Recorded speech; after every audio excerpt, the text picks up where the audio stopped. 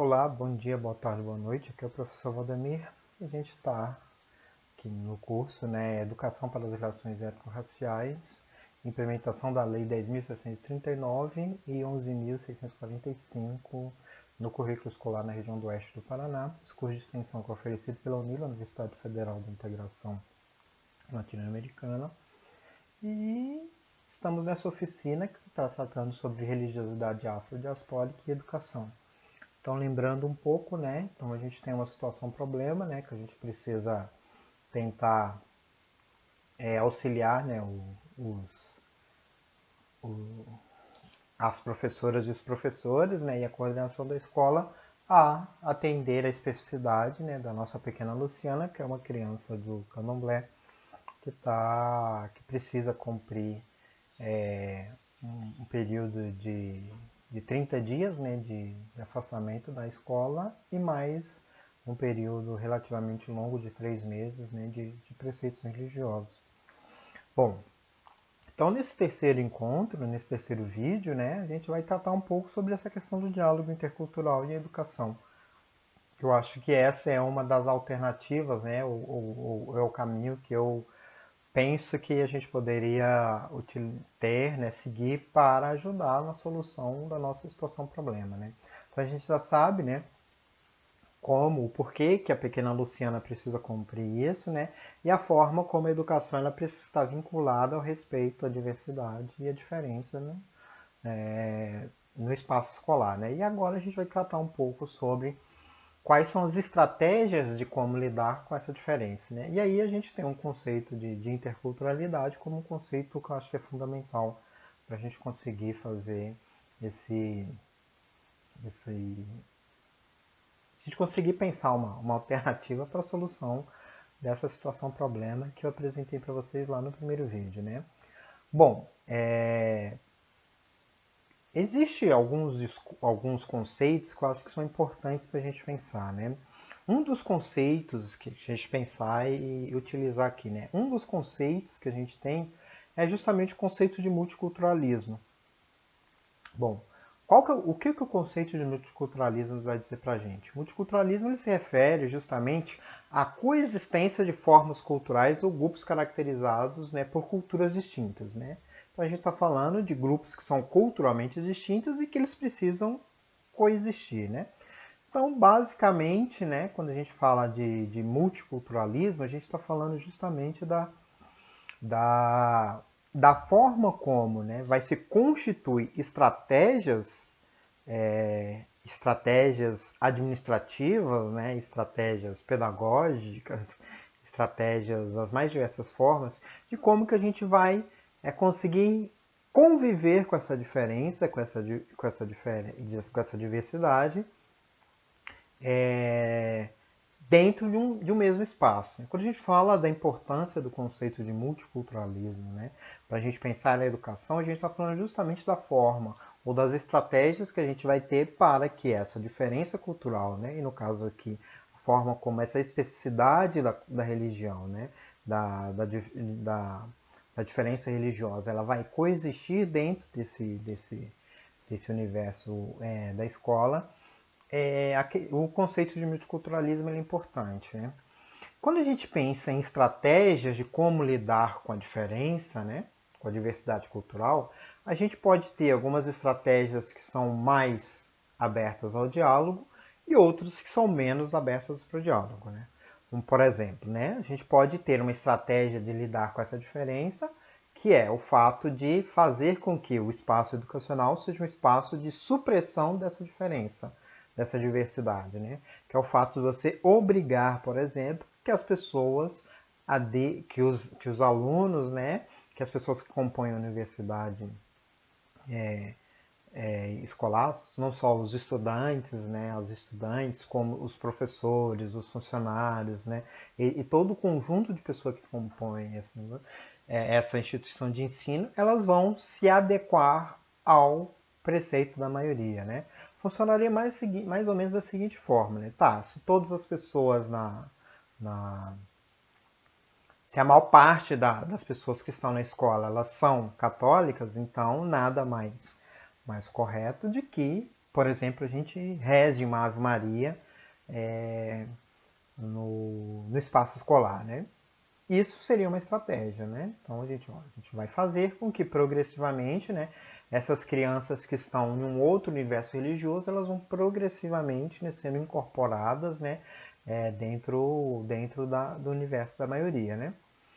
E eu estou utilizando esse exemplo, né, mas a gente tem diversos outros exemplos, né, no que se refere, assim, né, às necessidades, por exemplo, de utilizar roupas específicas, né, coisas que as crianças de, de, de religião afro têm, por exemplo, em dias específicos, em períodos específicos.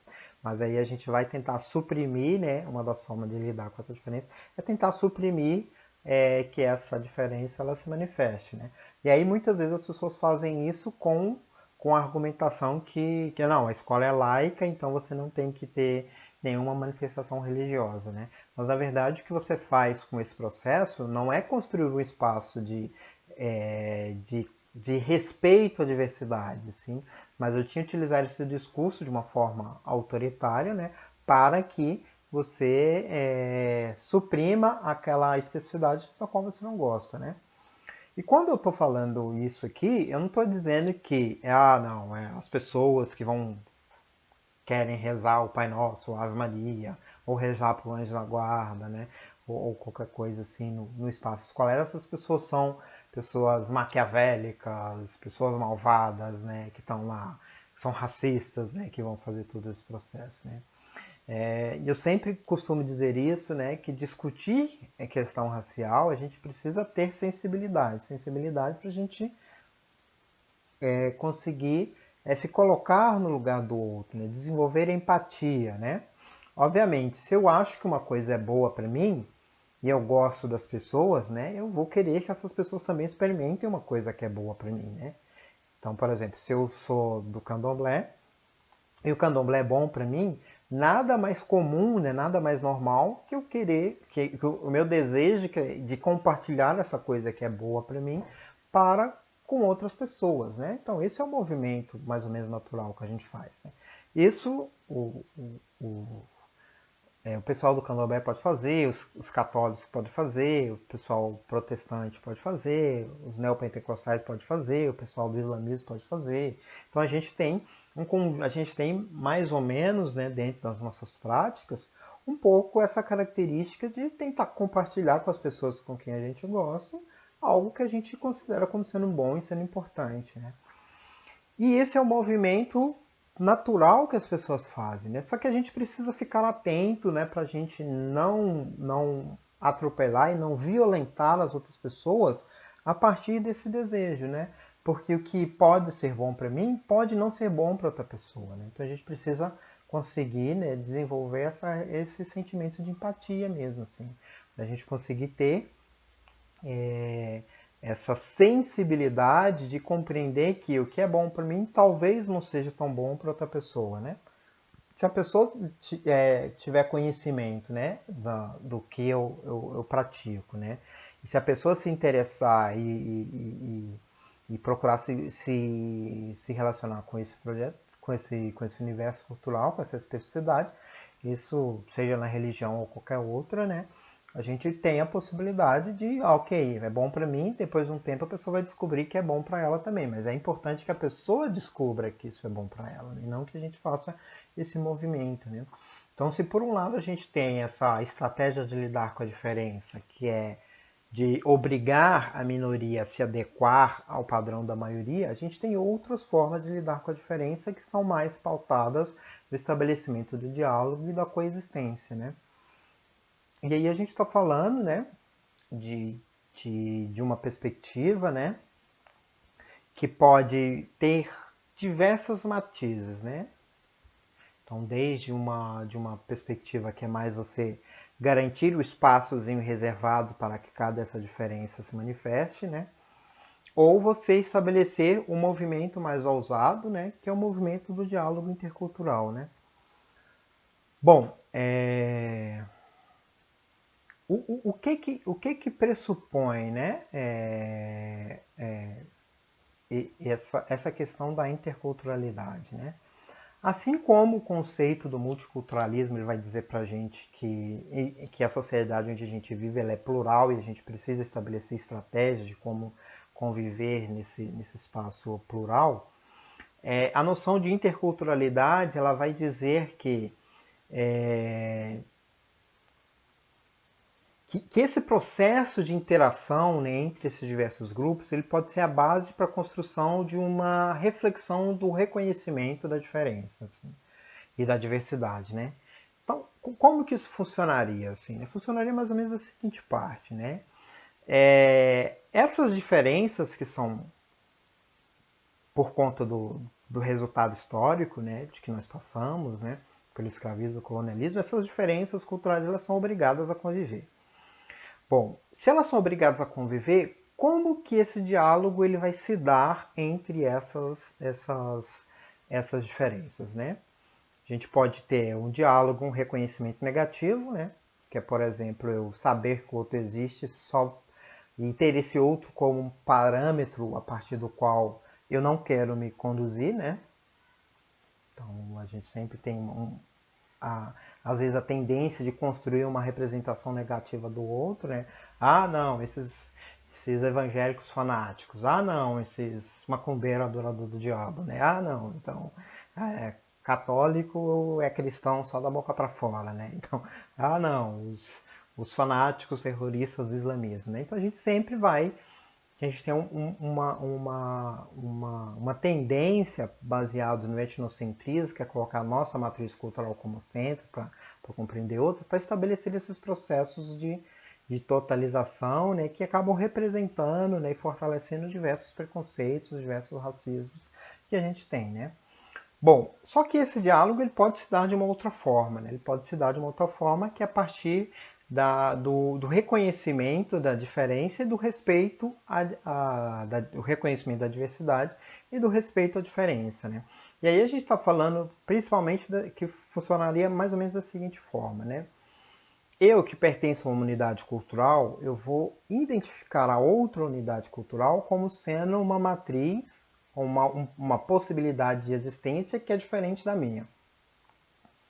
E ao fazer esse movimento de identificação, eu vou fazer essa identificação não no sentido de compreender essa cultura como sendo melhor ou pior do que a minha, mas sim sendo uma referência cultural diferente da nossa, da minha, né? Então, basicamente isso. Né? Eu sou do candomblé, participo de uma determinada crença religiosa e existem outras crenças religiosas que coexistem com a minha. Elas não são necessariamente nem piores e nem melhores, elas só são diferentes.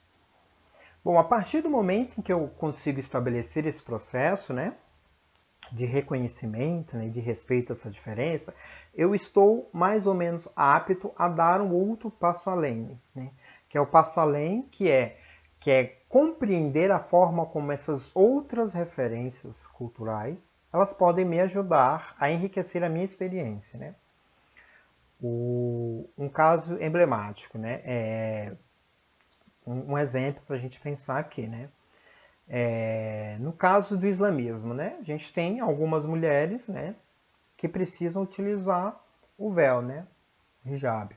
No caso das religiões afro, a gente tem os turbantes, né?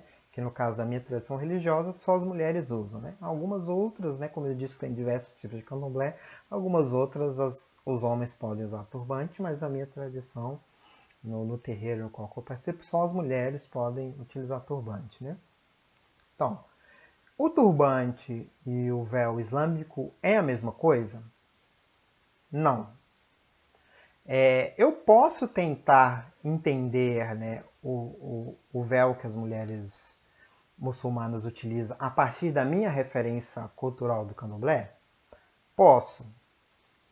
Essa interpretação que eu vou ter, ela vai ser adequada?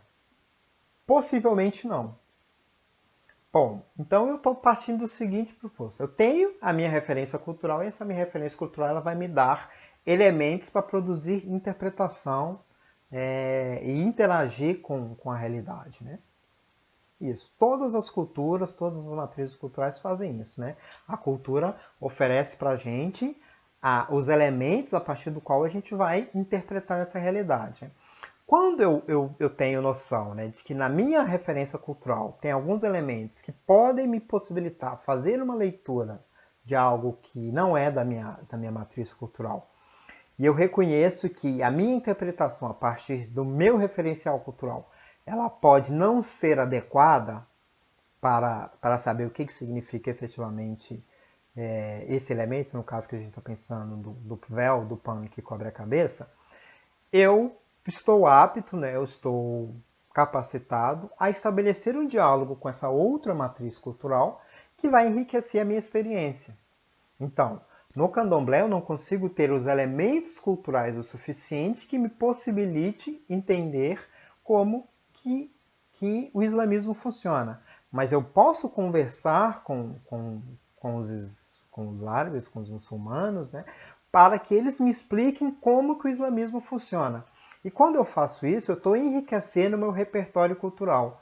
Eu estou entendendo que o mundo funciona da forma como a minha referencial cultural indica, mas existem outros referenciais culturais que vão funcionar de uma outra lógica, né?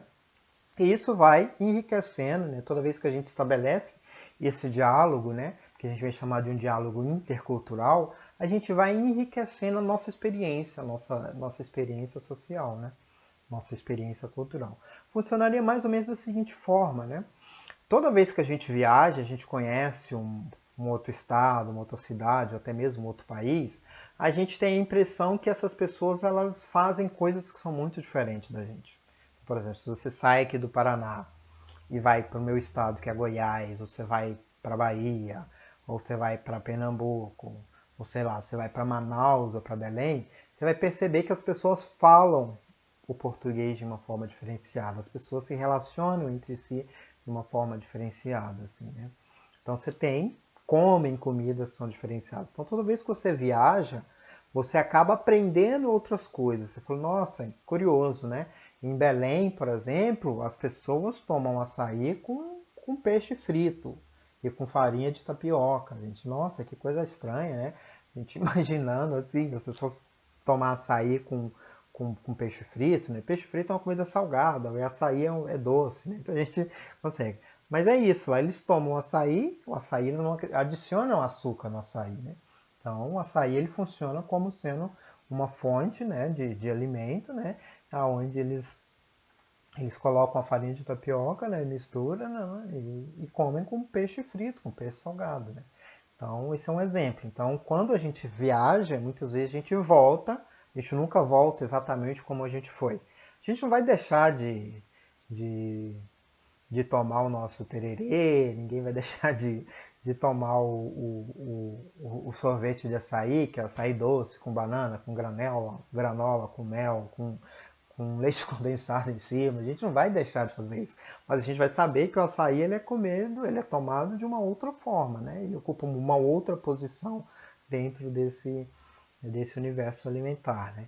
Então, com o universo religioso, nesse diálogo intercultural, ele funciona exatamente da mesma forma, assim, né? Então, as religiões, elas são elementos culturais, né? Eles fazem parte de elementos culturais que são distintos, né? Então, ao estabelecer o diálogo intercultural entre a minha crença religiosa e outra crença religiosa, isso não quer dizer necessariamente que eu vou abandonar a minha crença religiosa. Eu vou simplesmente reconhecer que existem outras crenças, outros processos que são diferentes do meu. Que não existe problema nenhum nisso. Né? O meu não é melhor e nem pior do que os outros. Né? Então a gente está falando justamente, a partir desse conceito de diálogo intercultural, a gente está possibilitando que, né, as diferenças elas coexistam, né, e que o diálogo entre essas diferenças elas possam enriquecer ambos os lados, né? Então não é o lado cristão, né, o lado católico, o lado protestante, né, o pentecostal se impondo sobre o outro, né? Nem o lado da Umbanda, do Candomblé se impondo sobre o outro. Simplesmente são elementos culturais que vão coexistir e nesse diálogo os grupos vão se enriquecendo e vão se alimentando dessa diferença, né? A gente costuma dizer em antropologia, e eu sou antropólogo, né? Sempre costumo dizer que eu tenho. Eu sempre brinco com os meus alunos dizendo que a antropologia é uma grande estratégia de espionagem da vida das pessoas, né, assim. Então, basicamente, o que o antropólogo e a antropóloga faz é aprender estratégias, né, de como estar no meio das pessoas, observando a vida das pessoas, sem que as pessoas percebam que você está lá. Então, basicamente, a gente é um, uma mistura de 007, né, técnicas avançadas de espionagem, para pegar essas informações da vida das pessoas e depois compartilhar com outras pessoas, né? Que é basicamente fofoca, né? Então a gente está mais ou menos existindo aí, a gente é meio entre o 007 e os programas de fofoca na televisão, né? Então, a antropologia é mais ou menos isso, né? Mas obviamente, quando eu digo isso para os estudantes de antropologia, eu estou brincando com eles, né? Mas uma das coisas que eu acho que é interessante, né? Dentro desse processo que a gente da antropologia faz como um processo profissional básico e necessário, né, para a nossa prática, é justamente a gente não hierarquizar, a gente não compreender, né, ou tentar não compreender que uma referência cultural ela é superior a outra. A gente simplesmente precisa entender como que essas diferenças culturais elas existem. E o movimento que a gente precisa ter no diálogo intercultural é um pouco isso. Então, essas diferenças existem, essa diversidade cultural existe, e a gente precisa conseguir estabelecer um diálogo, né, entre essa diferença, aonde os grupos consigam se aprender, se descobrir, se desenvolver mutuamente, né? Então, lá na minha época de graduação, que para fazer um trabalho da disciplina eu acompanhava os, as festas dos grupos punk na cidade de Goiânia, né, as festas que eles faziam, né?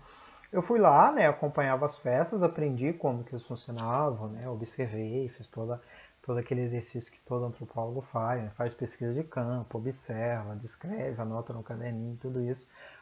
Fiquei sabendo como que eles funcionavam, fiquei sabendo, consegui produzir meu trabalho, ganhei nota boa, mas conhecer esse universo não me fez me transformar em um punk. Então, o diálogo intercultural funciona mais ou menos dessa forma, né? Se eu sou do candomblé e compreendo, né, e fico sabendo como que o islamismo funciona, isso não vai necessariamente me fazer me transformar islâmico, né? E assim como o cristão que aprende, né, sobre as religiões afro e nas mais diversas matrizes, também você não vai estabelecer esse processo de conversão que a gente costuma dizer. Simplesmente você vai saber que existem outros universos culturais que operam ou que existem diferentes do que você, da sua referência cultural que você tem, né?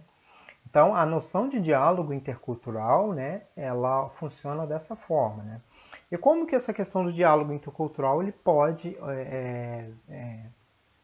funcionar no espaço escolar, né? Se a gente compreende a partir do que a gente falou no primeiro e no segundo, né, vídeo dessa oficina, a gente compreende que o espaço escolar ele é um espaço que deve respeitar a diversidade e a diferença, né? Então esse espaço escolar ele pode ser um espaço onde a gente consiga, né, estabelecer, né, um diálogo sobre um diálogo intercultural sobre essas diversas diferenças, né? Então, se a gente olha para a nossa situação problema, né, da nossa pequena Luciana lá, né, se ela tem que passar por esses processos, né, ao invés da gente, enquanto instituição de ensino, a gente exotizar, né, dizer, né, ah não, todo tempo ficar apontando, ah lá, garota, tá, Luciana, tá de cabeça coberta, tá com a cabeça raspada, tá desse processo. Nossa, ela é estranha, ela tem que pegar aula de educação física de saia. E da gente ficar o tempo todo exotizando isso, a gente pode utilizar esse processo, né, como um processo de aprendizagem. Então, na turma que a nossa Luciana estuda, a gente pode utilizar, por exemplo, o fato dela estar lá para entender como que essas religiões funcionam, né? Essas religiões afro, né? Trazer as referências africanas, né? Trazer as outras referências, né? E nós, enquanto professoras, professores, né? E trabalhadores da educação, pessoal da direção das escolas, a gente pode estabelecer estratégias de como fomentar esse diálogo intercultural, né? Então, para finalizar um pouco essa situação, problema em que foi proposto a nossa pequena Luciana, né, a gente precisa, né, garantir que ela tenha um acesso à educação, né, nas condições adequadas para ela, né, como a gente falou no caso da Lei 13.796, né, de 2019, né, a garantia de atividades, né, de reposição ou atividades que complementem, né, esse processo, então é uma possibilidade, né? E a partir da educação para as relações étnico-raciais, a gente pode construir um ambiente, né, aonde esse diálogo intercultural ele possa recorrer, né? Ah, tá bom, a gente não entende como que as religiões afro funcionam no espaço escolar. A gente não sabe o que é isso, né? Então, como que a gente faz? A gente vai ler o material, a gente vai ler coisas, a gente vai procurar alguém que entenda. Quem na universidade, na UNILA, na UniOeste, ou qualquer outra universidade, que pode discutir isso, né? Seria interessante a gente chamar alguém da religião afro para trazer aqui.